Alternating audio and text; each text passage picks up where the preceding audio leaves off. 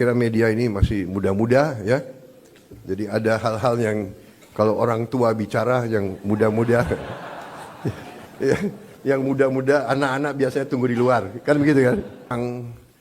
Kepada petani dan nelayan yang mengalami kesulitan membayar sekian belas tahun, kemudian juga berbagai bantuan langsung, berbagai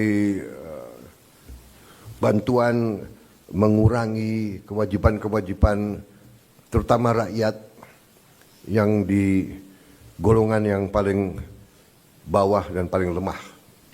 Saya kira nanti mungkin Menko Perekonomian dengan Menteri Keuangan bisa juga jelaskan ke masyarakat berapa kebijakan-kebijakan yang telah kita lakukan.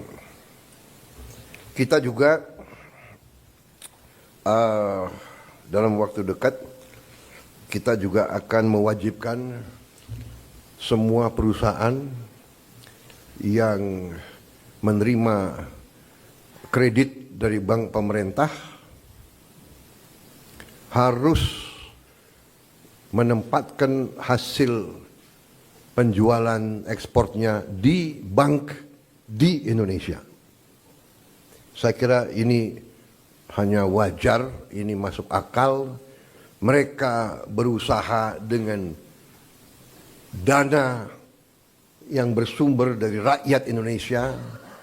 Setelah mereka berusaha dan mereka lakukan penjualan, hasil penjualannya wajar kalau ditaruh di bank di Indonesia. Ini saya kira segera akan keluar dan akan berlaku kurang lebih 1 bulan yang akan datang. Ya. Jadi ini adalah sesuatu yang logis, yang masuk akal. Kemudian saya juga sudah memberi keputusan kepada unsur penegak hukum, Jaksa Agung, BPKP, Kapolri, dan Panglima TNI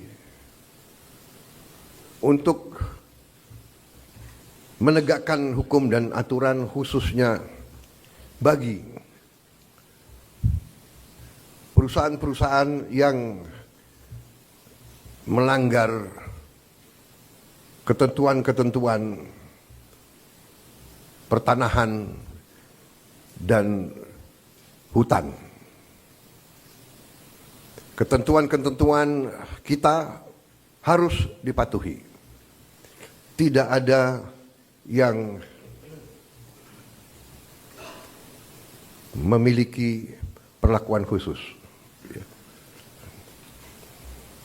Bagi mereka yang sudah diberi kesempatan berkali-kali untuk menyelesaikan kewajiban-kewajibannya dan tidak melakukan, ya pemerintah akan melaksanakan kewajibannya, mencabut izin dan menguasai kembali lahan-lahan tersebut. Apalagi lahan-lahan itu adalah hutan lindung dan sebagainya.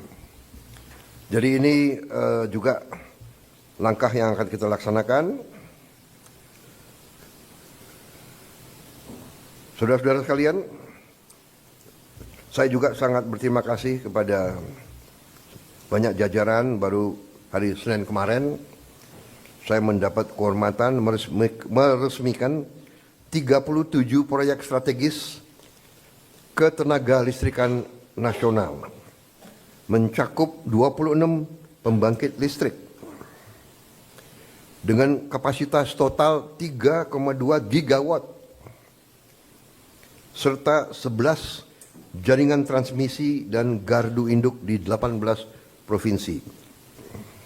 Sebagian besar dari pembangkit listrik ini adalah energi bersih, energi terbarukan. Saya kira kalau dicek nanti, ini mungkin peresmian terbesar dalam satu hari. Ini menunjukkan daya kemampuan kita. Ya, we can do it.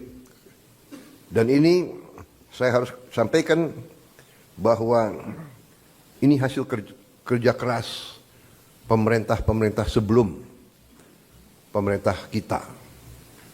Jadi marilah kita selalu menghormati semua pihak, semua yang telah bekerja keras, pendahulu-pendahulu kita. Kita sampai di sini bukan seketika.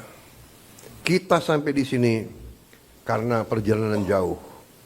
Pembangunan suatu bangsa bukan pembangunan 1 tahun, 5 tahun, 10 tahun.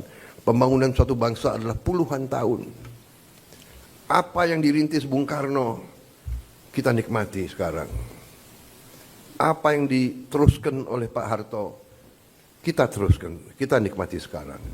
Demikian, presiden demi presiden, Pak Habibie, Gus Dur, Ibu Mega, Pak Jokowi, ini terus.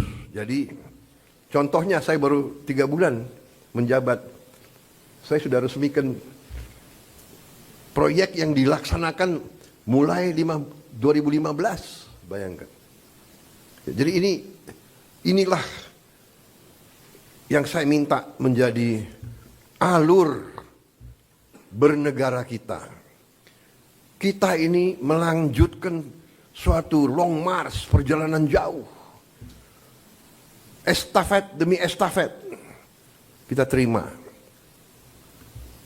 Baru nanti kita akan mencapai cita-cita kita. Saya sangat optimis bahwa kita akan sampai ke situ.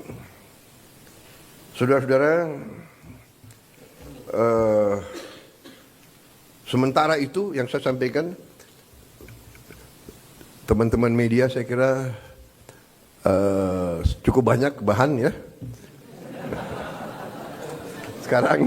Sekarang akan saya sampaikan hal-hal yang belum perlu Anda dengar. Kan begitu kan? Saya kira media ini masih muda-muda ya. Jadi ada hal-hal yang kalau orang tua bicara yang muda-muda yang muda-muda, anak-anak biasanya tunggu di luar. Kan begitu kan? Ya. Terima kasih sementara. Ya.